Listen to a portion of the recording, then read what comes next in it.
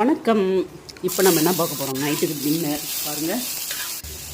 முட்டை, egg rice, வெங்காயம் தக்காளி வதக்கிட்டு நல்லா வதக்குன்னு வதக்கிட்டு 2 பரட்டி நல்லா வதந்ததுக்கப்புறம் 2 முட்டையை உடச்சி ஊற்றி ஆயில் அப்ளை பண்ணி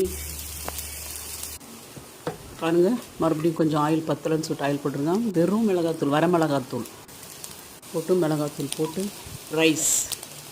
ரைஸ் போட்டு நல்லா அதை என்ன பண்ண கொஞ்ச நேரம் 2 நிமிஷம் விட்டுட்டு அதுக்கப்புறம் அது மேலே 2 மூடியை போட்டு டம் பண்ணிவிட்டு